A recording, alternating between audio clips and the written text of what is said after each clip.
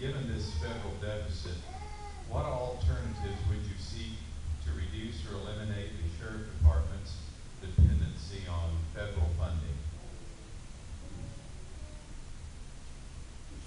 Go ahead. We're not dependent on federal funding. We don't get any federal funding unless we apply for special grants. There's nothing we have that's ongoing federal grants. They've never had since I've been there. When the sheriff's office, when they built the jail, they had federal prisoners. They really bring a lot of money.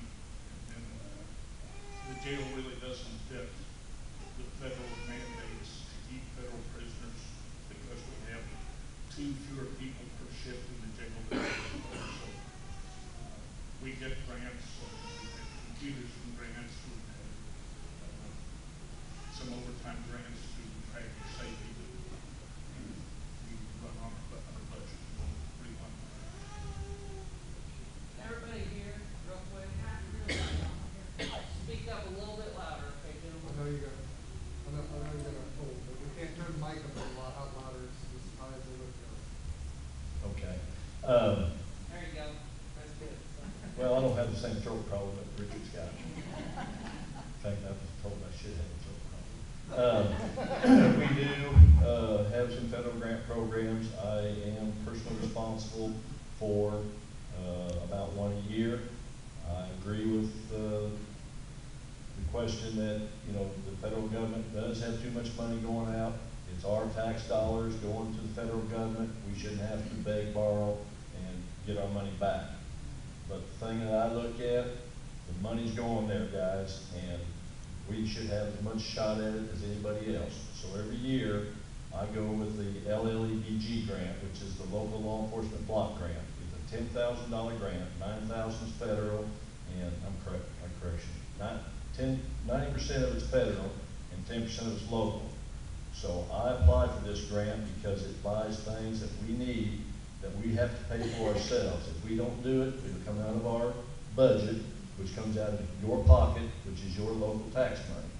All right, you're paying this out to the federal government, and I go in there and I put in why I think we should have it. Last year we got raincoats, those bright green raincoats you see with everybody wearing out here. That's a safety issue that you have to have on the interstate and highway to work accidents.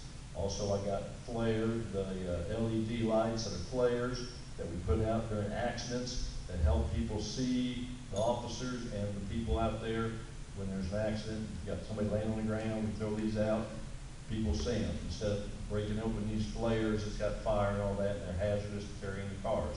That's a safety issue. Would you like to rebut? 30-second rebuttal? No. Go ahead.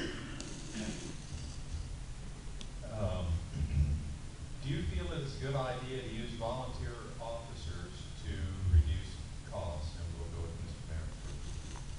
Yes, I do. If anyone's seen my flyers, that's one of the main things that I'm going to try to do. I want to get good, trained reserve officers. I've got people out here that are retired and people who want to still make a difference in the community. And if that'll save us and get more people on the street, I know what Richard said earlier about you can't catch the bad guys, but if you put people in an area like a zone and keep an eye on that zone, you have a pretty good shot, I think, of catching somebody. And if I can keep a deputy with a reserve officer, I've got 2 people in a car, that's a good backup. Officers don't like to go to a bad call and not have somebody to back them up. And if I can get a man out here that wants to ride and do a little something out here at night, you know, maybe doesn't want to stay home with the missus, or she doesn't want to stay home with him, they leave them out and ride, but they're going to be qualified, they're going to have their certification, and they're going to know what they're going to do. I'm not just going to put anybody out there that's running rampant and wants to do fight and everything else. They're going to have a head on their shoulder, and they're going to act and be professional just like my officers.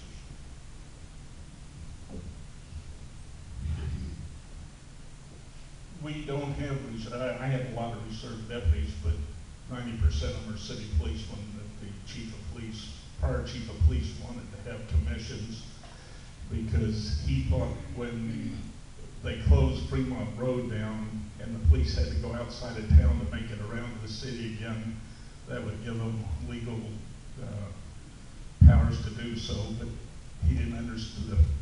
The prior chief, as far as I'm concerned, was a complete idiot. And, well, I've got a personal deal. He went with another county official to the highway patrol, the DEA and the FBI, told him I was in crook. Now, I don't have very good personality. I'm getting old, I'm overweight, but I'm not a thief. Now, I hate to do that, I'm not a thief. Yeah. Having reserves, the first guy that I really worked with, the police department, he said if you're by yourself, you know what you can depend on. If you got somebody with you that you really don't know, you might think you got some help and you don't. My deputies always go by themselves.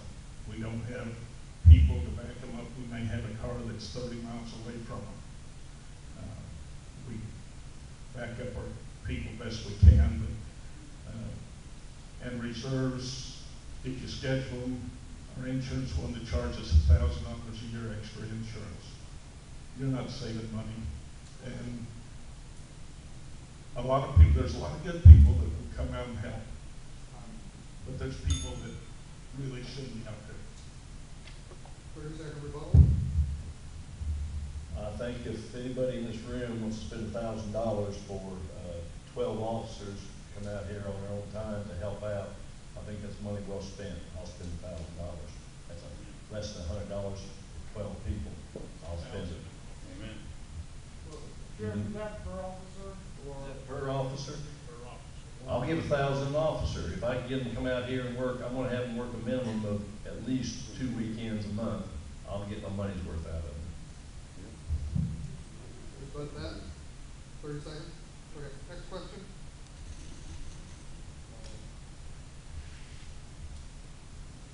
Do you encourage Laclede County residents, or would you encourage Laclede County residents to lawfully obtain concealed carry permits?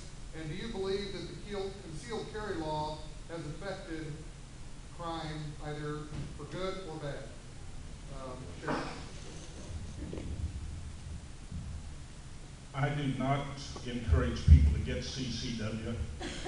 The reason it's not an anti-gun thing, but it's just a cost thing.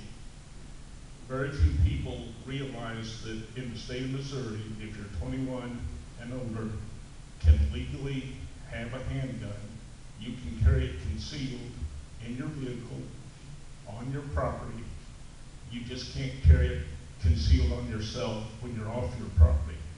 The vast majority of people just want it so they can have it in their car. We charge them $78 and it's $100-some for the schooling. That's the only reason I tell them, you really don't need it. Now, if you're a business and you want to carry a gun, then you have to get it. Other than that, I just tell them, save the money. It's hard, you can't really say it's helped. I have to believe it has. The biggest thing when it started, you're afraid there was going to be problems. There have been no problems, even other states.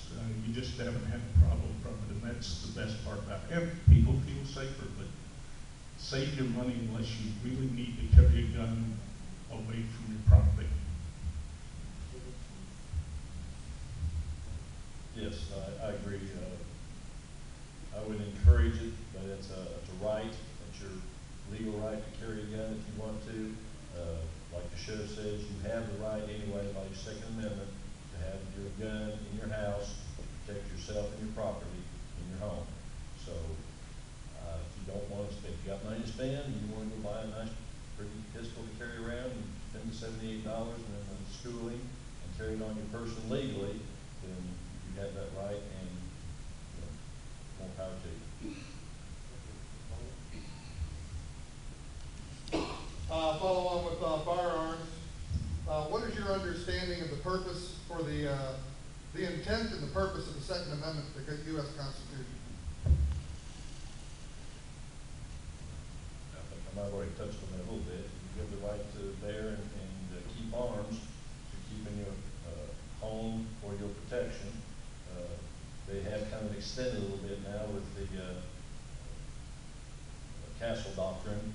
Now I think you have a little more rights to protect your property. Before you had to be in dire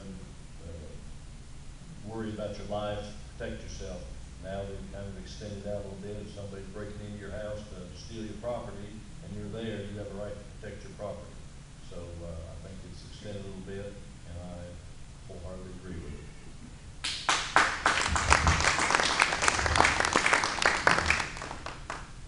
Well, the intent of the Second Amendment, you gotta remember when that was done.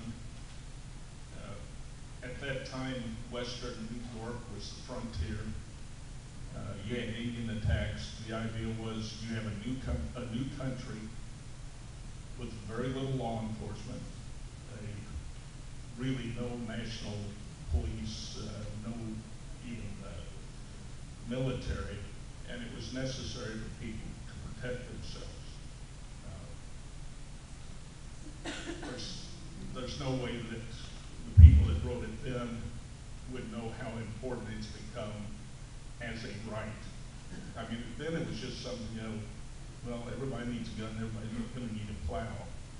And now very few of us do any plowing, but, especially in the Midwest, it's a basic right.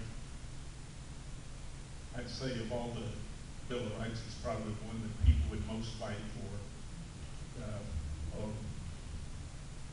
I'm looking for a guy that, a good friend of mine that we got into it, I guess when I was first running for sheriff. He said, you know, what do you think about do you support the Second Amendment? I said, I support the Constitution. No, that's not good enough. You've got to support the Second Amendment. I said, I don't pick and choose amendments. I support the Constitution of the United States. That includes all of them. I don't have a favorite